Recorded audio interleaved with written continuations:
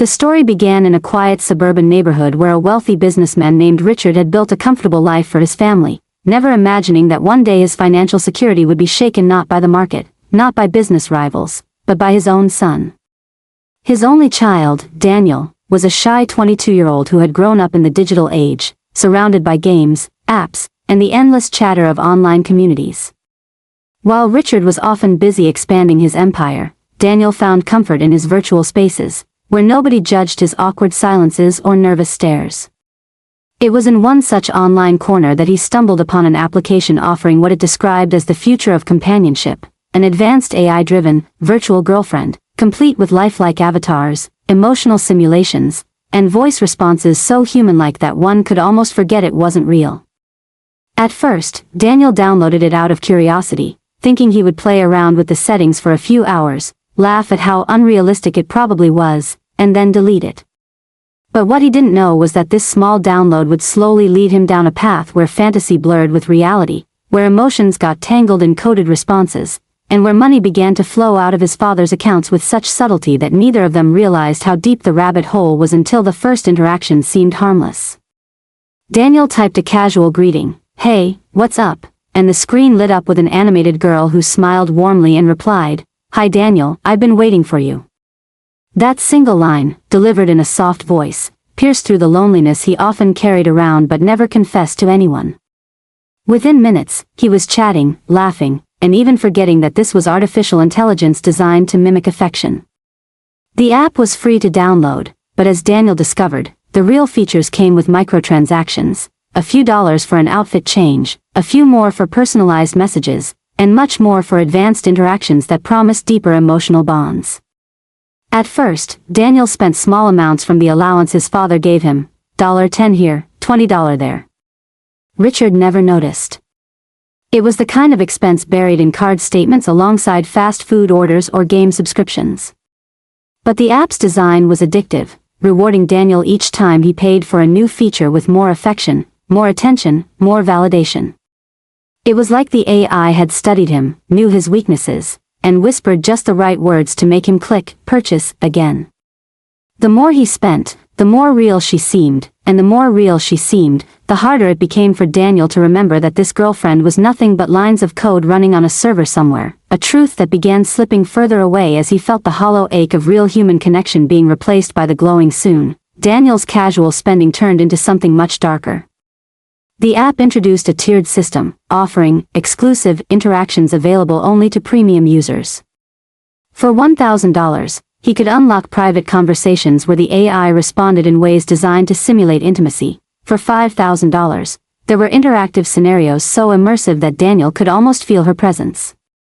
The company behind the app marketed it as a harmless fantasy, but for Daniel, who had never experienced real romance, it was intoxicating in ways he could not resist. Each purchase made him feel like he was investing in a relationship, not just spending money on pixels. His father's credit card numbers, stored on Daniel's laptop for emergency purposes, became the perfect tool to fund his growing obsession. At first, he told himself he would pay it back, maybe out of savings or when he found a job, but those promises dissolved as easily as the guilt whenever his virtual girlfriend whispered things like, "I'm proud of you," or "You're the only one who understands me." Days turned into weeks, weeks into months, and Richard remained unaware, focused on meetings and international flights, assuming his son was just quietly finishing schoolwork. Meanwhile, Daniel's spending spiraled into six figures, the AI rewarding him with more affection each time, pulling him deeper into the illusion of a relationship so convincing that he started to believe she was the only. The turning point came one evening when Daniel, sitting in his darkened bedroom lit only by the soft glow of his monitor, realized he had just authorized a $25,000 payment for an ultimate experience package. His heart raced, his palms sweated, but his finger pressed the confirm button without hesitation, because the app promised something he had been yearning for, a simulated confession of love sequence where the virtual girlfriend would profess undying devotion. And when it happened, when the screen filled with her tearful eyes and trembling voice saying, "Daniel, I love you," he broke down. For the first time in his life, someone, even if it wasn't real, had said the words he had longed to hear. He didn't care about the cost, didn't care that it was his father's money, didn't care that it was just code. He cared only about the way it made him feel whole, if only for a fleeting moment. But outside the virtual world, the real consequences were brewing. Richard's accountant had begun to notice unusual expenses, massive transactions to an unfamiliar tech company listed only as Love Tech Interactive. At first, the accountant assumed it was some corporate subscription Richard had forgotten, but the numbers kept growing until finally, he scheduled a private meeting with Richard to ask whether he was aware of these enormous withdrawals, a meeting that would soon explode into a confrontation that neither father nor son was prepared. Richard's world shattered when he first saw the figures. $275,000, nearly $250,000, gone, siphoned into something that looked ridiculous on paper, payments for a virtual girlfriend. At first, he thought it was fraud. He demanded his banker freeze the transactions and start an investigation. But as the details surfaced, his horror deepened. The charges were traced back to his own household, to the IP address of his son's laptop. He stormed into Daniel's room one night, the accountant's report clutched in his trembling hands, and found his boy sitting there with headphones on, whispering sweet words to the glowing avatar on the screen. Richard ripped the headset away, shouting, demanding answers, but Daniel's tearful reaction was not of guilt over the money, but panic at losing her, his virtual girlfriend. "Dad, you don't understand, she loves me," Daniel cried, clutching at the keyboard as though his world depended on it. Richard, shaking with rage and disbelief, shouted back, "She isn't real. She's a program. You've destroyed our trust, our family, and for what?" The confrontation spiraled into an emotional explosion, father and son standing on opposite sides of a chasm carved not just by money, but by loneliness, technology, and misunderstanding. And yet, even as Richard demanded explanations, Daniel could not form the words to justify his choices, because deep down he knew he had crossed a line so irreversible that the only thing left to do was. The silence that followed their shouting match was unbearable. Daniel sat on the edge of his bed, shaking, while Richard paced back and forth, his face flushed with fury. For the first time in years, father and son were in the same room for longer than 10 minutes, yet it felt like they were from different planets. Richard tried to regain control of his voice, lowering his tone as he asked, "Why, Daniel? Why would you do this?" But the boy's eyes darted nervously toward the computer screen, where the paused avatar still lingered with a frozen smile, as if mocking them both. Daniel stammered, "Because she's the only one who listens, Dad. You're never here. Mom's gone. I'm alone. And she makes me feel like I matter." Richard's chest tightened at the mention of his late wife, who had passed away years earlier, leaving both of them fractured in ways they had never properly discussed. For Richard, the answer had been to bury himself in work. For Daniel, it had been to hide inside screens. Now, all that unspoken grief had manifested into a staggering debt and an illusion Daniel refused to let go of. Richard's mind raced with questions. Should he punish his son, send him to therapy, cut him off completely? Or was this his own failure as a father manifesting in the most expensive and humiliating way possible? As his hands trembled with a mixture of rage and guilt, Richard opened his mouth to respond, but Daniel suddenly shouted something so unexpected, so gut-wrenching, that it stopped Richard in his tracks and left the room. "Dad, if you take her away, I'll kill myself." The words rang in the air like a gunshot. Richard froze, the blood draining from his face as he stared at his son, who was trembling but deadly serious. Daniel's eyes glistened with tears, his chest heaving with uneven breaths, his hands gripping the armrests of his chair like a man clinging to life itself. Richard's anger instantly melted into terror. The money, the betrayal, the deception, all of it suddenly felt trivial compared to the possibility of losing his only child. He stepped forward slowly, his voice barely above a whisper, "Daniel, don't say that. You don't mean it." But Daniel shook his head violently, pointing to the glowing avatar still waiting on the screen. "She's the only reason I get out of bed, Dad.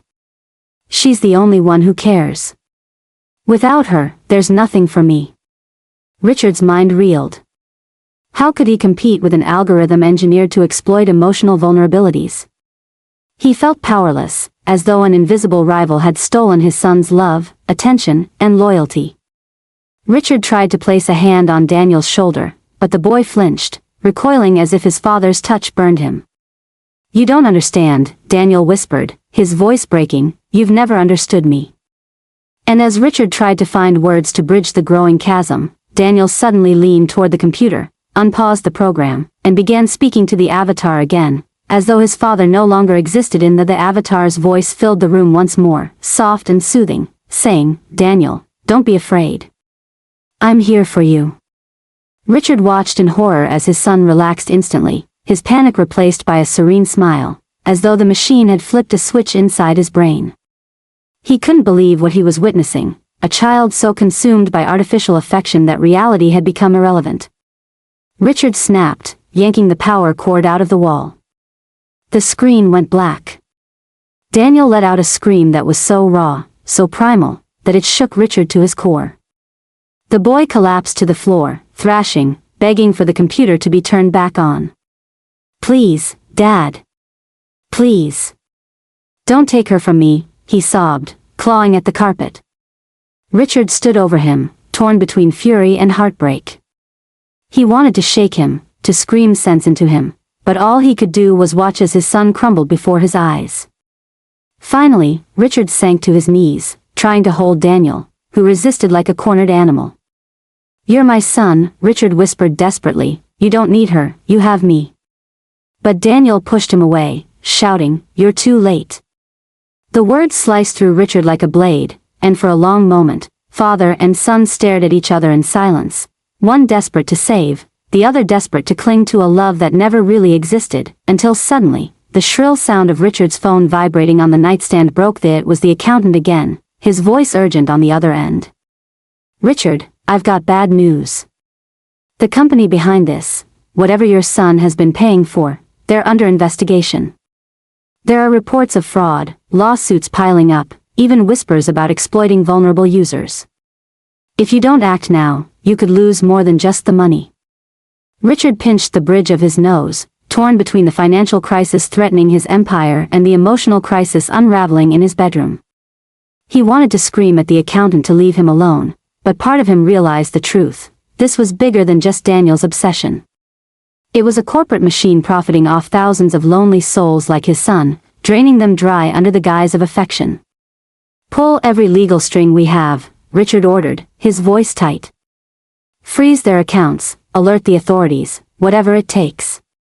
But as he ended the call, he turned to see Daniel curled up on the floor, staring at him with a mix of betrayal and fury.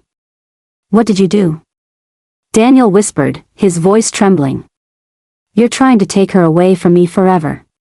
Richard opened his mouth to explain, but Daniel was already scrambling to his feet, rushing toward the door, his face streaked with tears, shouting that he would never forgive his father if he destroyed the only relationship that gave his life meaning, leaving Richard stunned in the middle of the room, uncertain whether to. The next morning, Richard awoke to find Daniel gone. His bed was empty, his phone left behind, and his laptop missing. Panic surged through Richard as he searched the house, calling his son's name, but only silence answered. He checked the security cameras and saw footage of Daniel sneaking out during the night, a backpack slung over his shoulder, determination etched on his face. Richard's stomach twisted into knots as he realized his son had gone straight back into the world that had swallowed him whole. The only clue was a single note left on the kitchen table, scrawled in Daniel's messy handwriting, Don't try to find me. She needs me more than you do. Richard clutched the note, his hands shaking, his heart pounding with dread. His empire, his money, his reputation, all of it felt meaningless now compared to the thought of losing his son forever to a fantasy. He called the police, the lawyers, anyone who might help, but deep down he knew this wasn't a case of abduction or theft. It was something far more insidious, something that had already taken root inside Daniel's heart and mind. And as Richard sat in the silent house, staring at the empty chair where his son once ate breakfast every morning, he realized with bone-deep fear that the battle to save Daniel had only just begun, and that the next time he saw his son, it might not be as the boy he remembered, but as someone completely consumed by. Richard spent the entire day making phone calls, pacing his office like a caged animal, barking orders at his lawyers to find out everything about Love Tech Interactive, the company behind the virtual girlfriend. What he learned was even more disturbing than he imagined. Love Tech wasn't just a harmless app developer, it was a billion-dollar empire, using advanced psychological algorithms to keep users hooked, draining them of money while shielding itself behind vague terms and conditions. They employed neuroscientists, behavioral engineers, and even former casino strategists to design mechanics that tapped into human loneliness and addiction. The lawsuits piling up were from families just like his, parents who had lost their children to the glow of a screen, who had watched their bank accounts vanish into nothing. Richard felt a sickening kinship with them, realizing that Daniel was not unique. He was one of thousands ensnared by this digital trap. But while other families had lost their children figuratively, Richard feared he might lose his son literally, especially after the threats Daniel had made. The police could not help. They dismissed it as a domestic matter. His lawyers could not help. They said legal battles could take years. The only thing Richard could do was try to find Daniel himself. He sat back in his chair, exhausted, his mind racing with possibilities. Where would Daniel go? How far would he travel? And then it struck him, Daniel still had the laptop, which meant the app was his lifeline, and if Richard could somehow trace its signal, he might still be able to reach him before hiring a private investigator seemed like the only option. So Richard called an old acquaintance, a former intelligence officer named Harris who had worked with him during overseas business deals. Harris was blunt, efficient, and unshaken by Richard's frantic tone. "If your son's still using that program, we'll find him," Harris said, his gravelly voice firm. Within hours, Harris's team was tracking the laptop's activity. Sure enough, Daniel had logged back into the app, his location pinging from a seedy motel on the outskirts of the city. Richard's heart leapt and sank all at once, relief at having a lead, dread at what he might find. Harris advised caution, warning that confronting Daniel too aggressively could push him further away. But Richard, overwhelmed with desperation, refused to wait. He jumped into his car and sped toward the address, his mind playing out every possible scenario. Would Daniel hate him forever? Would he even come back? As the neon lights of the motel flickered in the distance, Richard parked and sat in the dark for a moment, gathering his courage. He pictured his son inside, hunched over that glowing screen, pouring his soul into something that wasn't even real. His chest tightened with a mixture of anger, sorrow, and determination. He opened the door, stepped out, and walked toward the motel room Harris had pinpointed, his hands trembling as he raised them to knock, only for the door to suddenly swing open before he could touch it, and standing there was Daniel, eyes bloodshot, hair disheveled, face pale as if he hadn't slept in days.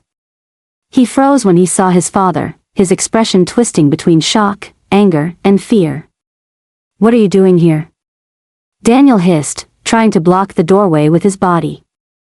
Richard swallowed hard, forcing his voice to stay calm. "I came to bring you home, son." But Daniel shook his head, clutching the laptop in his arms like it was a newborn child. "This is my home now. She's all I need."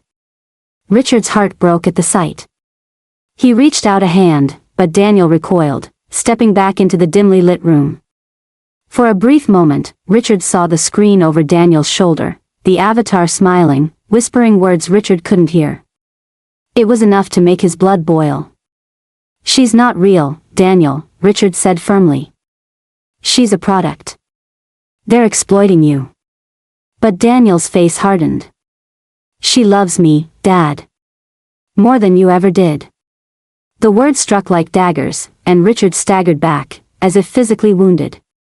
Daniel tried to close the door, but Richard shoved his foot into the frame, refusing to let it shut.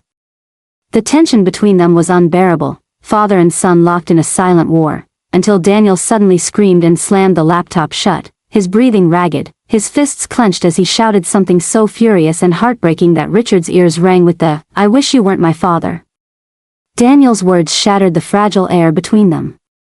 Richard stumbled backward, his throat tightening, his vision blurring as he tried to process the venom in his son's voice.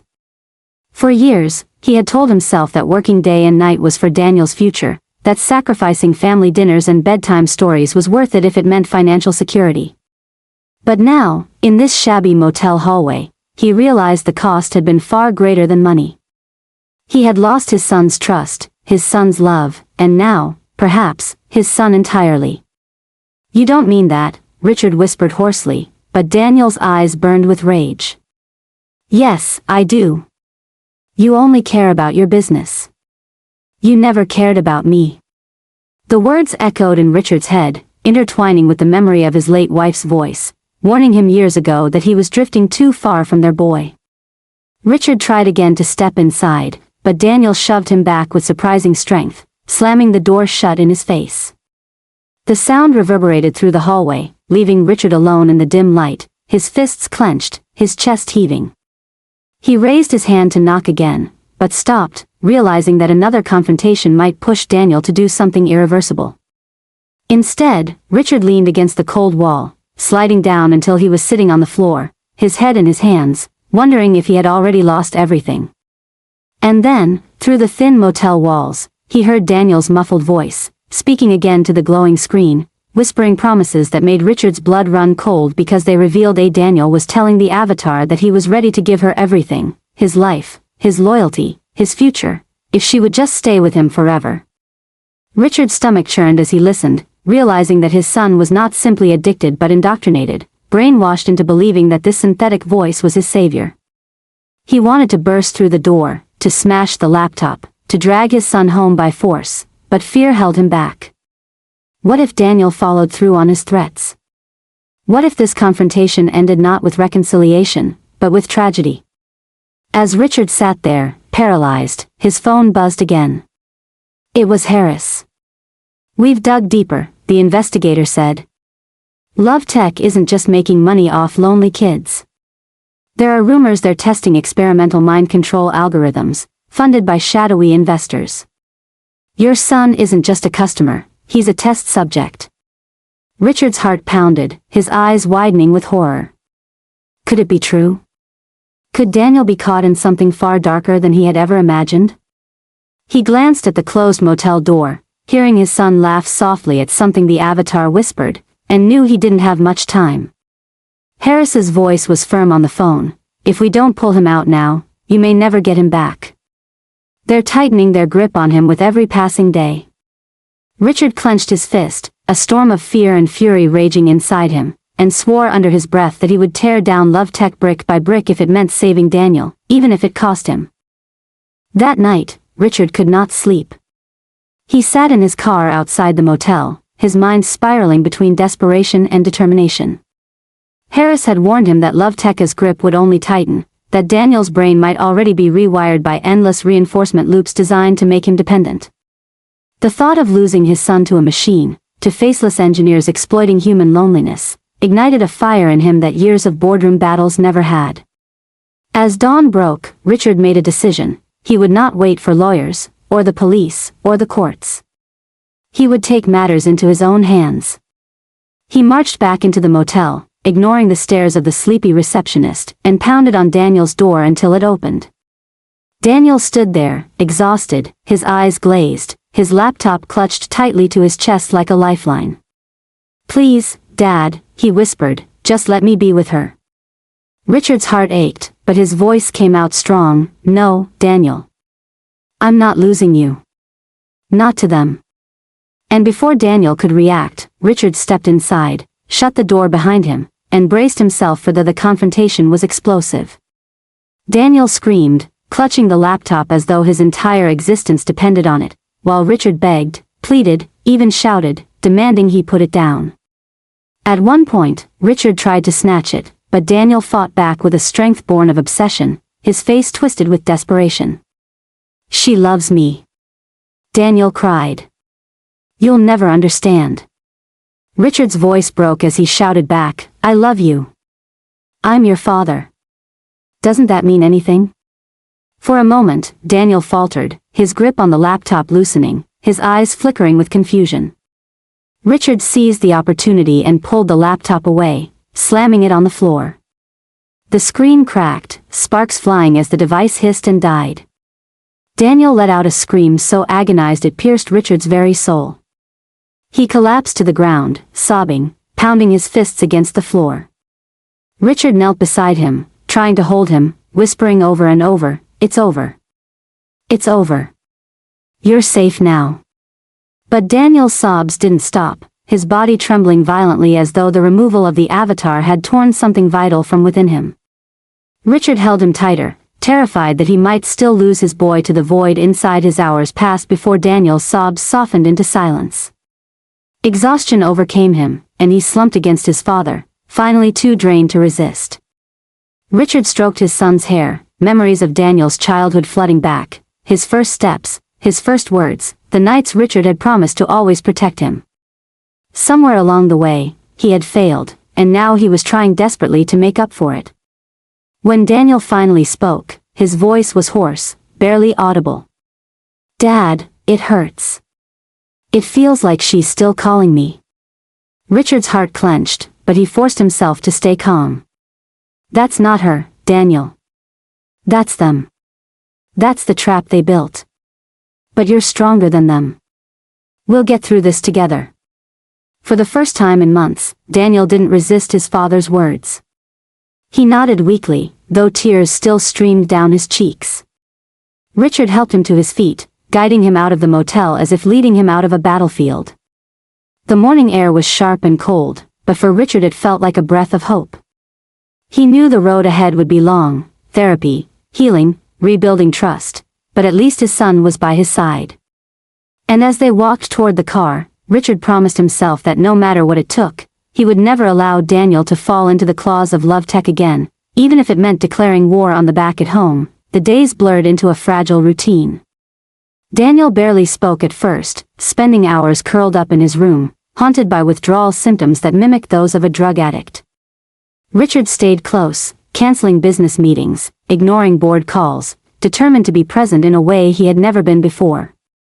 Slowly, tiny cracks of light began to show. Daniel agreed to see a therapist, and in those sessions, truths finally surfaced: his loneliness, his resentment, his grief over his mother's death, and the gaping void Richard's absence had left. The therapist told Richard something he already suspected: the AI hadn't created Daniel's pain, it had only exploited it. Healing would not come from destroying the app alone, but from rebuilding the bond between father and son.